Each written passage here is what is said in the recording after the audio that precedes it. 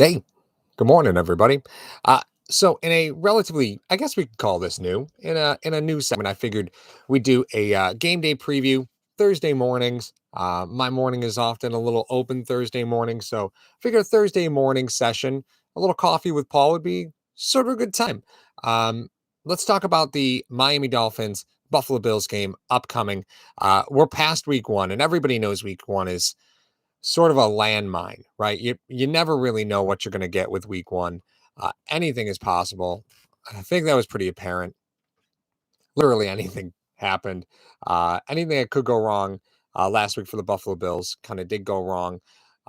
Miami obviously played the Patriots, a team that they could be really aggressive. Rookie quarterback.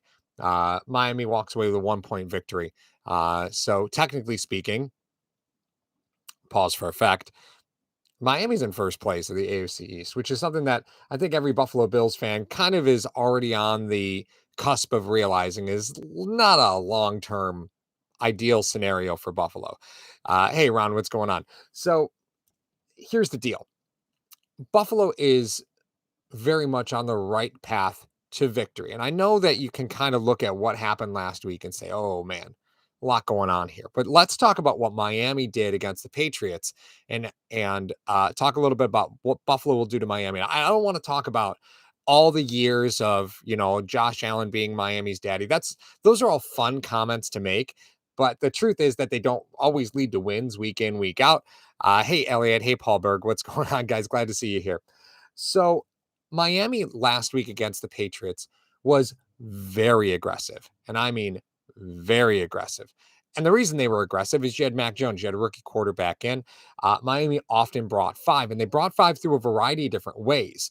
They have a lot of really delayed linebacker reads that if the linebacker doesn't have somebody coming out on their side of the field, like if the running back doesn't leak to their side, linebacker will go on a delayed blitz. So they have a lot of late reads to bring extra pressure. And I don't know if that's going to be par for the course for Miami this year. It very well could be. And the reason I bring that up is Miami loves to play man coverage. And often you can blitz off man coverage. So them bringing five isn't really a super big surprise because they kind of love to play man coverage on the back end. So they always want their corners one on one. Because of that, they can bring extra guys in pressure. Right. Well, they did that against the Patriots, brought a lot of pressure. And from a variety of different places, they did a lot of corner blitz. They often had 5 to 6 on the line. It was pretty telegraphed in a lot of blitz schemes, but there were a bunch where things were a little slower to develop. And it looked like some of the linebacker pressure was based off of the read of the play. Now, what does that do for Buffalo? Well, I mean, the truth of the matter is they like to play a really get you off your read early sort of game. That's sort of what Miami does, right? They want to pressure you up front and they want to try and get those corners to be as physical as possible. Well, this is not a young group of wide receivers. Miami brought in a couple young wide receivers. Of course, they've got Devontae Parker, but they just added Waddle. So um, they've got a mix of receivers. Buffalo has primarily experienced receivers. So I don't really expect as big a hiccup along the way as a team like New England had against the pressure package from Miami. With that being said, one of the best ways to beat the blitz is one, you replace the man, right? That's always the thing. If you have a corner blitzing, you always that's where your first read should go, right? You want to try and replace the man that's blitzing because there's a gap there now. There's a hole there now. But the four fumbles by Buffalo is really what's most concerning because one of the great ways to beat the blitz is to run things like draw plays, RPOs, because it allows you to make the determination off the initial pressure, whether you're going to hand the ball off. It allows you to have a man back there for pressure to pick up the pressure if it's coming from one side or the other, because you can always bail on the RPO. But the four fumbles are a problem. And that's what ESPN has loaded up. And some people may say, well, Paul, wait a minute, hold on. What are you talking about? Josh Allen fumbled, and that's the end of the story. No, there were four fumbles, two by Devin Singletary, two by Josh Allen. So that's sort of an underlying important point here. Oh, hey, Scott, welcome this morning. That's sort of an underlying important point. When you're facing a team that likes to bring as much pressure as Miami, holding on to the football becomes of paramount importance. Paramount. Can't be giving up the football. Can't do it. Buffalo fumbled 4 times. It's a huge problem. And we all know Josh has a tendency to do it. And Devin has a reputation of doing it as well, right? I'm not going to say it's something to majorly be concerned about, but it's definitely a big time outlier from that week one and a stat that kind of flows under the radar because Buffalo only lost one of those fumbles. That was a fumble by Josh. That's the only one they lost. But you can't put the football on the ground, especially when you have pressure coming at you. There are going to be a lot of guys around that football, and Miami's going to do the best they can to try and disturb everything as quickly as possible. Now, let's see. CR says the Bills need to step up this week and take out the Dolphins. Yeah, you can't let this game get away. Certainly not. Can't let this game get away. Jim Tripp asks, "Hey Paul, are we going to try and use Moss this week?" Singletary fumbled 2 times in the game. And this coaching staff preaches ball security, preaches it. Um, I would expect to see if Moss is healthy. Okay, um, I would I would imagine him to be involved in the game plan, primarily because Moss is the type of running back that should do well against this defensive front. Singletary, again, nice back, fumble issues. Coaching staff doesn't always appreciate that. So I would expect a little bit more of Zach Moss, although he was inactive last week. So again, don't know what's going on there, but if he's active, I would expect to see a little bit more of Zach Moss mixed in there. His running style really lines up with when you have heavy blitz pressures like this. But let's kind of turn around and talk a little bit about the Miami offense and this Bills defense. Paul Berg asked, why was he a healthy scratch last week? You're never going to get anything on a one Bills drive on this one. Let's just be honest, right? You're never going to get anything on a one Bills drive. They're buttoned up tight. This Miami offense runs a series of really tight packages with a lot of motion. I mean, a lot of motion. Think college football, right? With all the pre-snap motion. There's a lot going on. And the reason they have a lot going on is because the quarterback is still going to struggle to make his initial reads, right? Tua, this is his second year as a starter. He really didn't start exactly last year. So there's going to be a lot of pre-snap motion going on. And that's going to tell him a couple things. One, are the Bills in man or zone? Who is that could change who the hot receiver is based off the route or based off the shift in the defense. It'll allow him to see whether there's a weak side or a strong side. If the Bills are blitzing, it gives him time to try and dissect that. But there's a lot of pre-snap motion. Myles Gaskin is their receiving back. Malcolm Brown is really their do everything back. And Brown didn't really get as much burn last week as I kind of anticipated. Myles Gaskins really takes up a lot of that. And they use him a lot as a wheel receiver out of the backfield. Smaller running back. So as far as picking up the blitz, not great. But he is going to cause some problems for you because he does squeak out a lot. And I mean a lot. Last week, Gaskin ended up accounting for, let's see here, Myles Gaskin, 5 targets, 5 receptions for 27 yards. Again, not a lot, but if you're looking at half of those being on third down, that's a big impact, right? That's a big time impact. I'd kind of anticipate, because mind you, Miami doesn't throw the ball all that much, right? In a close game, very close game, Tua threw the ball 27 times. He only had 4 carries, right? But they do use him a lot moving around in the backfield. That kind of plays to Buffalo's advantage. And let me explain a little bit as to why. When you get a quarterback that's starting to move around the pocket a lot, like when a quarterback rolls out, right? Tua doesn't really have the arm strength like Josh does to still remain and have the whole field open. Tua's arm strength is pretty, what's the best way? Not awesome. Is that a fair way to phrase that? His arm strength's not awesome. So what you can expect to see is they're going to use him and roll him. And what that does is it cuts the field in half, right? Now he only has to be worried about the things in front of him. Now, for a lot of teams, that could be a problem on the defensive side of the football. For Buffalo, far from it, right? And the reason it's far from it is because this defense is very fast, very fast. And when a quarterback rolls out and a defense is playing zone coverage, guess what now happens? Now you've got guys who have no job, right? And they could go hunt. And that's where this team can actually generate turnovers by allowing Tua to go ahead and move around in the backfield. Sure, the pressure is going to be there. We do expect to see, a lot of pressure that wasn't there the last few times that we've played Miami. Pressure packages look good for Buffalo last week. But big but here. But when you have a quarterback that's on the move in zone coverage, those guys on the backside are now free to go and murder somebody in the field because they are now without assignment. That you love to see. And another thing you love to see is hashtag sports teaming up with Mr. Rogers Homes. Of course, you guys invest in Arizona. If you're looking for building your future, go ahead, talk to Sean, MrRogersHomes.com. He can hook you up. If you're looking for an investment property, invest in Arizona. You don't have to live there. The grass is fake, man. You don't even have to pay somebody to take care of it. Call Sean, MrRogersHomes.com. And also, mybookie.ag is the new partner with hashtag sports promo code HTS. Joe cut a video yesterday talking about all the bets around the league this week. If you use the promo code HTS, they'll double your initial deposit up to $1,000. So something you're interested in, go get some picks from Joe. Maybe go bet on the Bills-Miami game. This spread's a lot closer than it probably should be, truth be told. Getting back to the Buffalo defense. Elliot says, I think our D line has Tua running for his life. And that's sort of what you're hoping to see. And Jim Tripp mentions Mike Gesicki. I was surprised that Gesicki was contained last week. He scares me. Gesicki's a weird one, right? Because he's a physical freak and he torched Buffalo in a previous matchup, right? Just came out of nowhere. But those flashes are so inconsistent. I don't know if that's a player thing. Miami's kind of cycled offensive coordinators throughout his tenure. I think this is offensive coordinator at least number 3 that I'm aware of.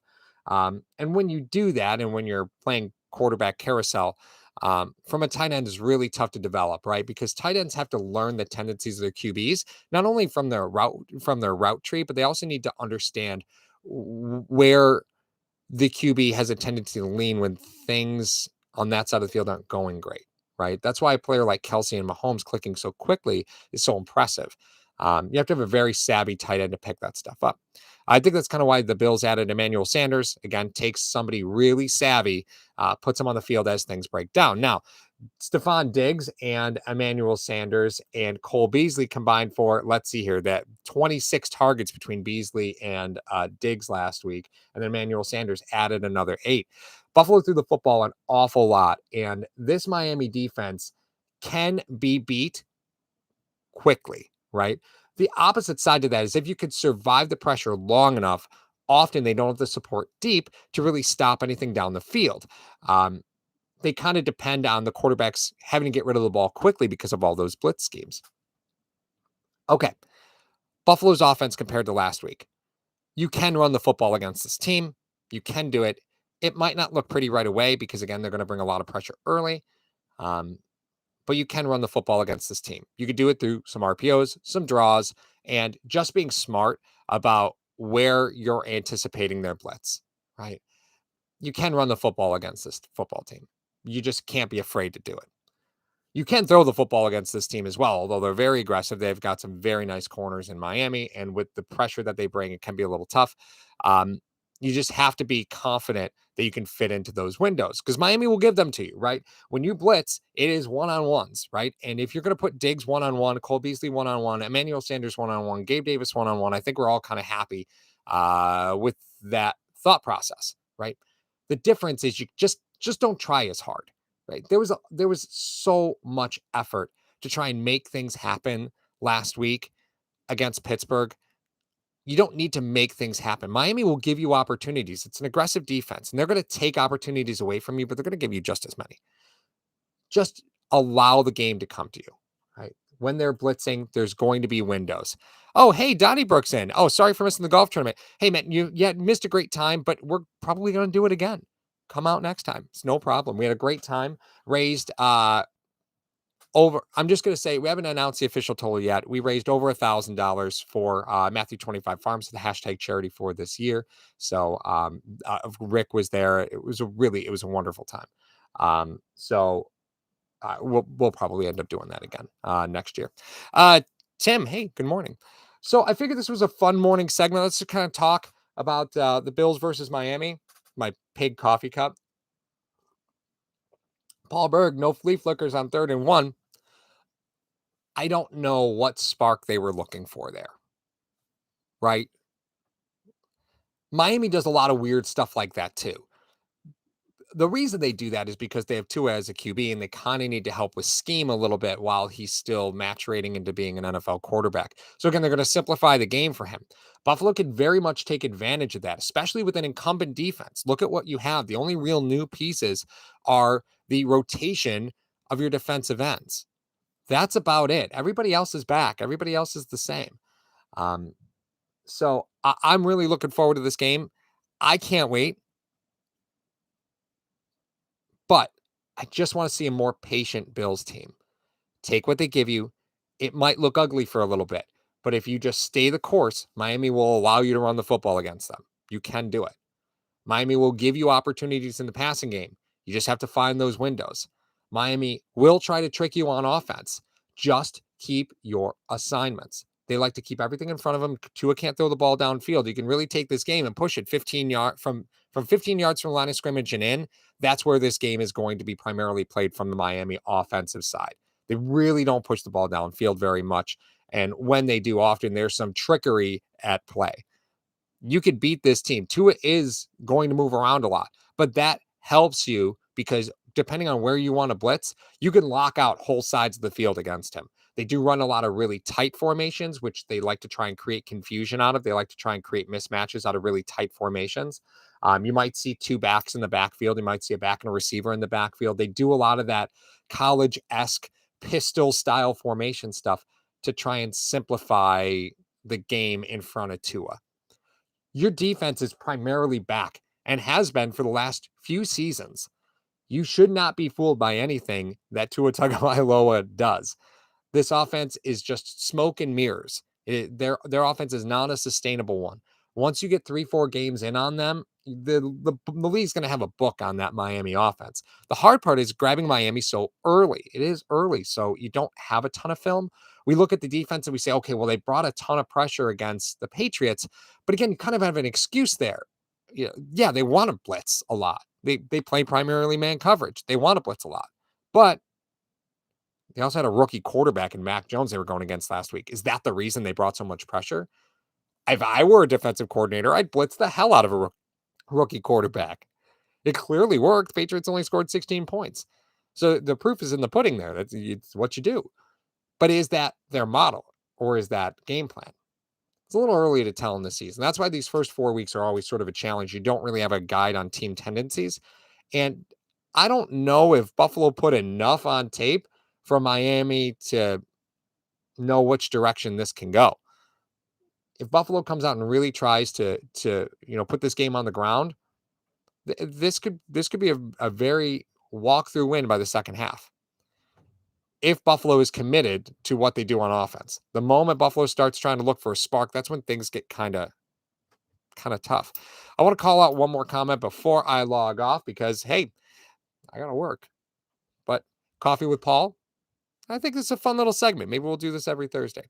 Mazdaholic 232 says on the 4th and 8 they went for last week.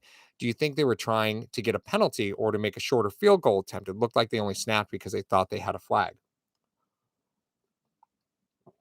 So here's where I sit with that. 4th and 8. You have a kicker that can kick the ball from near the other end zone, right? So I don't really think you're looking to try and generate. I don't think you're looking to try and generate a penalty there. There were a variety of 4th down calls that were questionable with their intent, right? And there were actually just as many 3rd down calls that led to the 4th down calls that everybody's talking about. Mario brought that up. I think it's a great point. When you look at what the Bills did on 3rd down and then what happened on 4th down, normally those two play in concert with each other. And it felt like the Bills offense was kind of disconnected there, right? There wasn't a plan from 3rd to 4th down. I think that 4th and 8 is kind of reflective of there wasn't a great plan there. Look at the 4th and shorts and then go back and watch those 3rd down plays. They don't make a lot of sense together. I know you're always trying to keep your thing, you keep the opponent on their toes. The 3rd and 4th down calls, like you make your third down call dependent on how comfortable you are going forward on fourth down. That's part of the equation on your third down calls. It just didn't feel like we ever got there. And could that be Josh learning how to manage a game? Yeah. Sure. Will he learn a lesson? Well, I think if we've learned anything about Josh Allen, it's that he is not one to turn away a lesson. I mean, Donnybrook brings it. You lost this game because of special teams. Lost the game because of special teams. Game shouldn't have been that close to begin with, but you lost this game because of special teams. I'm looking for a bounce back game this week. Hendog 24. So am I, man. Thank you for joining me, Paul from Hashtag Sports. Thursday morning coffee. All right, everybody. Let's go kick some Miami ass. And there we go. Later, guys. Oh, go Bills. Did I see Leo in the chat? What's up, Leo? All right, guys. I got to go. Later.